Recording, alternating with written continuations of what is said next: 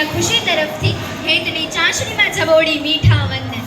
આજે મને એક એવા વિષય પર મારી વાણી રજૂ કરવાની તક મળી છે જે સૃષ્ટિનો સૌથી શ્રેષ્ઠ, સર્વોચ્ચ અને સુંદર વિષય છે।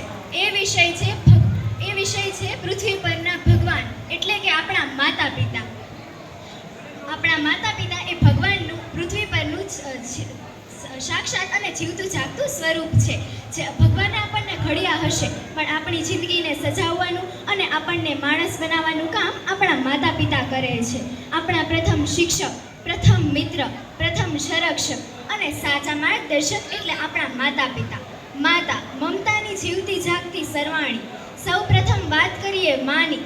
9 મહિના પોતાના ગર્ભમાં રાખીને પોતાના લોહીનું દૂધ બનાવીને આપણને પાવું અને અસહ્ય પીડા સહન કરીને આપણને નવું જીવન આપવું, આ ઉપકારનો બદલો આપણે 7 જન્મ સુધી પણ ચૂકવી શકીએ તેમ નથી।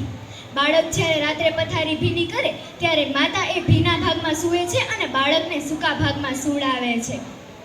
પોતાના ભાગનું સુખ હસીને આપણને આપી દે એમાં, પોતાના ભાગનું સુખ હસીને આપણને આપી દે એમાં, પોતાના ભાગનું સુખ હસીને આપણને આપી દે એમાં, પોતે ભૂખી રહીને આખા ઘરને તૃપ્ત કરે એમાં। દુનિયામાં દરેક વસ્તુની કિંમત થઈ શકે છે, પણ માની કોઈ કિંમત થઈ શકતી નથી। એટલે જ તો કવિ બોટાદકરે લખ્યું છે, મીઠા મધુને મીઠા મેહુલારે લોલ, એથી મીઠી મોરી માત રે, જનનીની જોડ સખી નહીં જડે રે લોલ। પિતા પરિવારની છત્ર છાયા અને અદ્રશ્ય ત્યાગ। આપણે અવારનવાર માતાના પ્રેમની તો વાત કરીએ છીએ, પણ પિતાનો ત્યાગ ક્યારેક પડદા પાછળ રહી જાય છે। અરે માતા જો પ્રેમનું ઝરણું છે, તો પિતા એ પ્રેમના ઝરણાનું રક્ષણ કરનાર મજબૂત કિલ્લો છે। પિતા એ વડલા સમાન છે કે જે પોતે ધોમધકતા તડકામાં ઊભો રહીને પણ પરિવારને શીતળ છાંયડો આપે છે। તમે ક્યારેય પિતાના હાથ જોયા છે? મજૂરી કરીને કે રાત દિવસ ઓફિસમાં વેતરું કરીને તેમના હાથમાં છાલા પડી ગયા હોય છે। એ છાલા આપણું ભવિષ્ય ઉજ્જવળ કરવા માટે પડ્યા હોય છે। આપણા સપના પૂરા કરવા માટે જૂના કપડાં ચલાવી લેનાર વ્યક્તિ એટલે પિતા। દુનિયા સામે લડીને પણ આપણું રક્ષણ કરનાર વ્યક્તિ એટલે પિતા। ઉપરથી નાળિયેર જેવા કડક અને અંદરથી માખણ જેવા કોમળ હોય છે પિતા।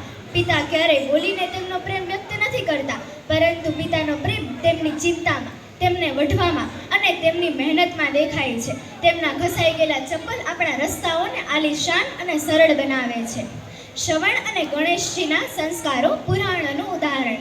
આપણી ભારતીય સંસ્કૃતિમાં માતા પિતાને ભગવાનથી પણ ઊંચું સ્થાન આપવામાં આવ્યું છે। ભગવાન ગણેશ અને કાર્તિકેય વચ્ચે પૃથ્વીની પ્રદક્ષિણા કોણ સૌપ્રથમ પૂર્ણ કરે તેની શરત લાગી ત્યારે ભગવાન કાર્તિકેય પોતાનું વાહન મોર લઈને પ્રદક્ષિણા માટે નીકળી ગયા, પરંતુ ભગવાન ગણેશે પોતાની બુદ્ધિથી માતા પાર્વતી અને પિતા શિવને આસન પર બેસાડ્યા અને તેમની ફરતે પ્રદક્ષિણા કરી। એટલે ભગવાન ગણેશે પણ સાબિત કર્યું કે સમગ્ર બ્રહ્માંડ માતા પિતાના ચરણોમાં જ સમાયેલું છે।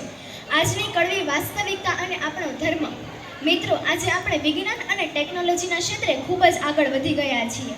આપણી પાસે મોટા બંગલાઓ છે, મોંઘી ગાડીઓ છે, હજારો સોશિયલ મીડિયા ફ્રેન્ડ્સ છે, પણ તમે એક વાર વિચાર્યું કે જે માતા પિતાએ આપણને આંગળી પકડીને ચાલતા શીખવ્યું, બોલતા શીખવ્યું, ભણાવ્યા ગણાવ્યા અને આટલા મોટા કર્યા, શું આપણે તેમને આપણો થોડો સમય આપી શકીએ છીએ? શું આપણે તેમને આપણો થોડો સમય આપી શકીએ છીએ? અરે આજના સમાજમાં ઘણી જગ્યાએ જોવા મળે છે કે પોતાના વૃદ્ધ માતા પિતાને વૃદ્ધાશ્રમમાં મોકલી દે છે। આ ઘટના સમાજ માટે કલંક સમાન છે। આપણા માતા પિતાને વૃદ્ધાવસ્થામાં આપણા મોટા બંગલા, મોંઘી ગાડીઓ કે પૈસા નથી જોતા, તેમને જોઈએ છે માત્ર તમારો થોડો સમય, પ્રેમ, આદર અને હૂંફ। આપણા માતા પિતાને આપણે 2 મિનિટ પ્રેમથી વાતો કરીએ ને તો પણ તેમને ઘણું જ ગમે છે। છેલ્લે હું એટલું જ કહીશ, મક્કા મદીના જાઓ, કાશી વિશ્વનાથ જાઓ કે ચારેય ધામની યાત્રા કરો, જો ઘરમાં બેઠેલા મા બાપ જ ખુશ નથી તો આ બધું જ નકામું છે। મંદિરોમાં લાખો રૂપિયાનું દાન કરવા કરતાં સવારે ઉઠીને માતા પિતાના ચરણ સ્પર્શ કરવાથી અક્ષય પુણ્યની પ્રાપ્તિ થાય છે। તો ચાલો આજે આપણે સૌ મળીને આ પવિત્ર દિવસે એક સંકલ્પ લઈએ।